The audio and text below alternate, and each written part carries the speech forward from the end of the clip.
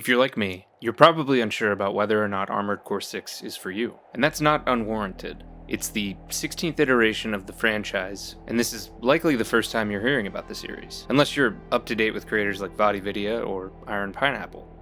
For me, that was certainly the case, and in a lot of ways, this game was my first exposure to a mech game, which was a genre that had always fascinated me ever since the PlayStation 1 era, but I never really had the desire to indulge in. I did, however, grow up with shows like IGPX, Cowboy Bebop, and Fooly Cooly, and much to the chagrin of the zealots of the franchise, a younger me enjoyed Mobile Fighter G Gundam. Neon Genesis Evangelion is one of my all-time favorite animes. So, sometimes, despite whatever reservations you may have for not playing a game, you just have to pull the trigger and get in the damn robot, Shinji. I can honestly say that I'm more than happy with my decision. This video will act as a testament as to why you shouldn't sleep on this game either. Armored Core 6 applies a layered complexity to just about every detail in its presentation. I started the game trying to figure out a build that best suited my playstyle, which turned out to be a light to medium weight mech, capable of applying pressure in the form of melee, because that, to me, was the most fun way to play the game. If you want to do the polar opposite of that, you can. You can make a heavy gunner sniper that can delete enemies from a mile away if that's your jam, because the game won't stop you from creating that type of mech. Which brings me to my next point, identity. At times, I'm convinced that Armored Core 6 is a mech and emblem customization game disguised as an unforgiving, high-octane mech dogfighter. A few hours into the game, I decided to really commit the 2 to 3 hours tinkering with color palettes and emblem design to make the core that I wanted for myself. On your first playthrough, your options will appear limited.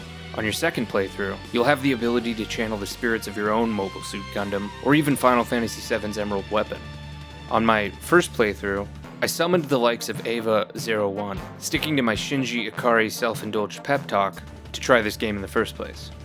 I even devoted at least an hour crafting my emblem to the tune of the shadow organization Sele out of posterity.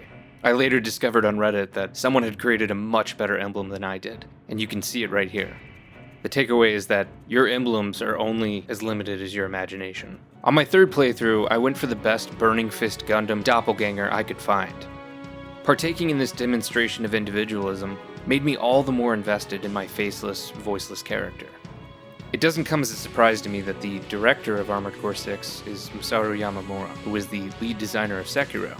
When you play Armored Core, the battles are fast-paced, encouraging you to think on your feet with the resources that you have.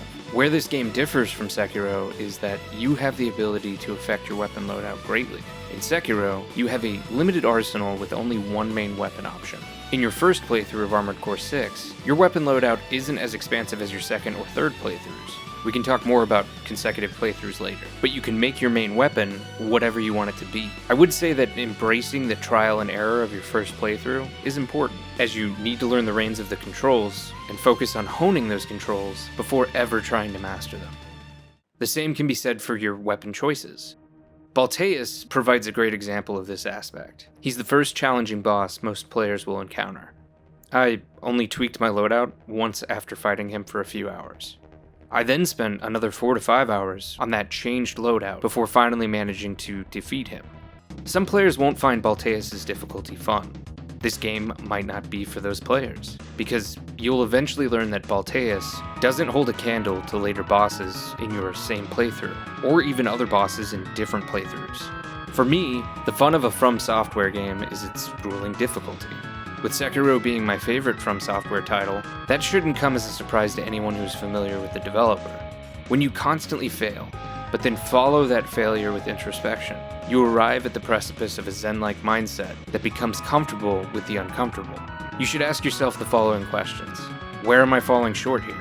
What can I implement differently to overcome this challenge?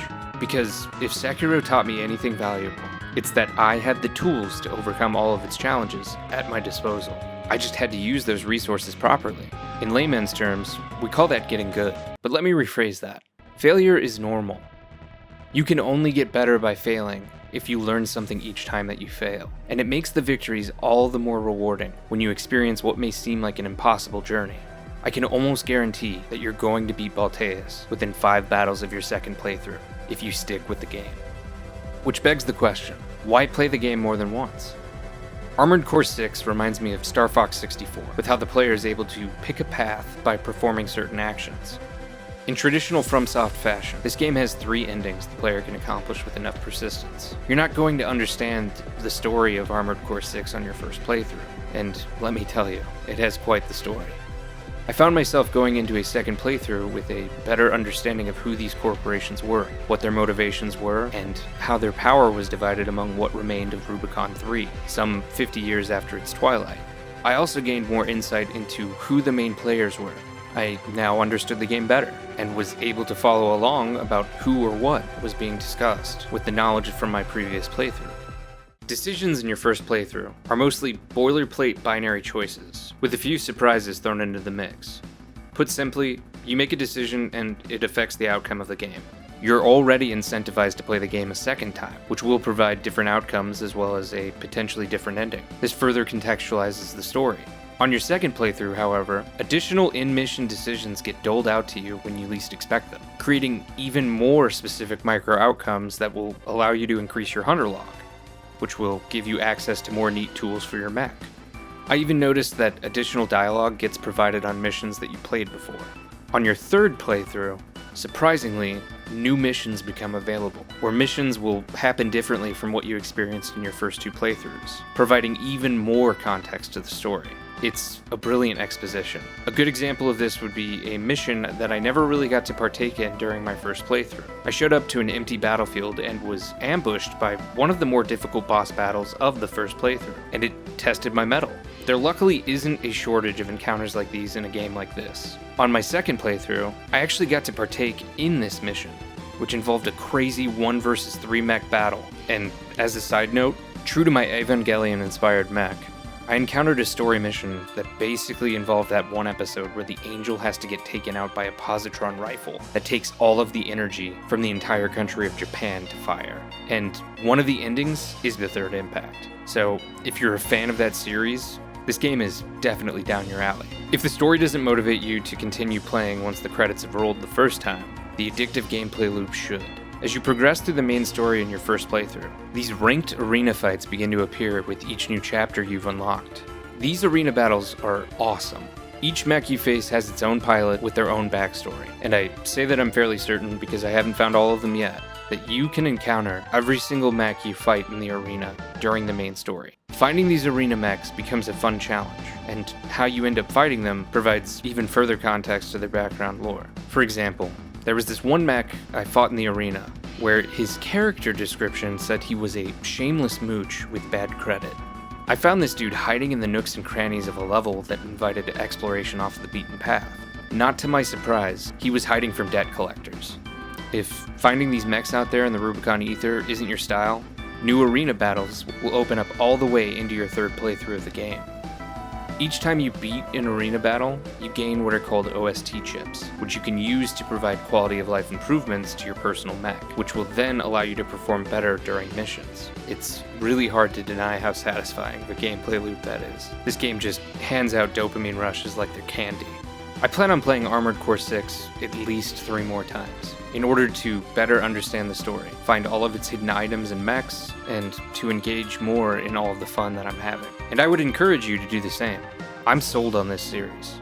From Software has really proven that they can make some of the best games of the last decade and some change. I'm personally looking forward to any DLC they might release for this game, which could honestly be an entirely new campaign, given how versatile the first 3 playthroughs of Armored Core 6 are. That's all I have for this video. I'm gonna go practice some Pulse Blade cancels now. I'll see you in the next one.